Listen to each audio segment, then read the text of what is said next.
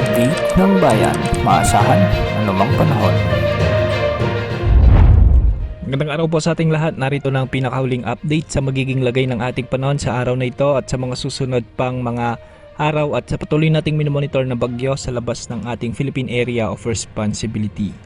Sa kasalukuyan patuloy na umiiral pa rin ang ridge ng High Pressure Area o HPA na hanggang ngayon ay nakakaapekto o umaabot hanggang sa Hilagang Luzon. Dahil dito, inaasahan ang mainit at maalinsangang lagay ng panahon lalo na sa mga nasabing lugar sa may Northern Luzon. Mas magiging matindi ang init tuwing tanghali hanggang hapon kung saan posible ring makaranas ng mas mataas na heat index.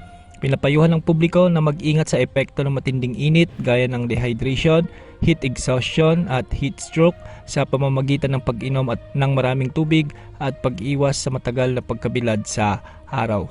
Para naman sa Metro Manila at sa nalalabing bahagi ng bansa, inaasahan ang bahagyang maulap hanggang sa maulap na kalangitan na may mga kalat-kalat na pagulan o thunderstorms dulot ng mga localized thunderstorms. Ang mga pagulan na ito ay madalas nangyayari sa hapon o gabi at maaring maging malalakas sa ilang mga lugar. Dahil dito, may posibilidad pa rin ng mga biglang pagbaha o pagguho ng lupa lalo na sa mga low-lying areas at bulubundukin kapag naging mas malakas ang mga thunderstorms or kung may mga umiiral na severe thunderstorms. Samantala patuloy naman nating minomonitor o binabantayan ang bagyo sa labas ng ating area of responsibility na sa mga susunod na oras ay posibleng maging super typhoon category na.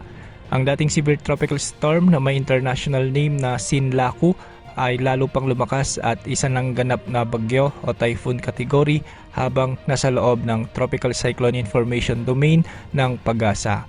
Nasa labas pa rin ito ng PAR at huli itong namataan sa layong mahigit 2,700 kilometers silangan ng northeastern Mindanao. Sa kasalukuyan taglay na nito ang lakas ng hangin na umaabot sa 140 kilometers per hour malapit sa gitna at pagbugsong umaabot sa 170 kilometers per hour. Ang bagyong ito ay halos hindi pa rin kumikilos o itinuturing na almost stationary, ngunit inaasang kikilos sa direksyong hilaga hanggang sa hilagang silangan sa mga susunod na oras o araw.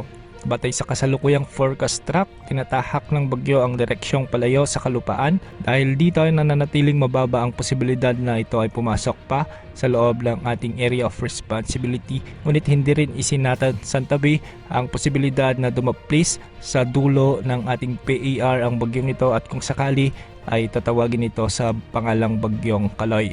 Gayunpaman patuloy pa rin ang masusing pagbabantay dahil ang galaw at lakas ng bagyo ay maaring magbago depende sa kondisyon ng kapaligiran kabilang na ang steering winds at temperatura ng karagatan na maaring magpalakas o magpahina sa bagyong ito. Gayunpaman, ang pangunahing nakakaapekto sa lagay ng panahon sa bansa ang localized thunderstorms sa kabuuan, nananatiling mainit at malinsangan ang panahon sa Hilagang Luzon dahil sa ridge ng high pressure area habang ang nalalabing bahagi ng bansa ay patuloy na makakaranas ng mga isolated rain showers o thunderstorms. Samantala ang Typhoon Sinlaku ay patuloy naman na binabantayan sa labas ng PAR ngunit sa kasalukuyan ay mababa pa rin ang tsansa na ito ay direktang makaapekto sa ating kapuluan.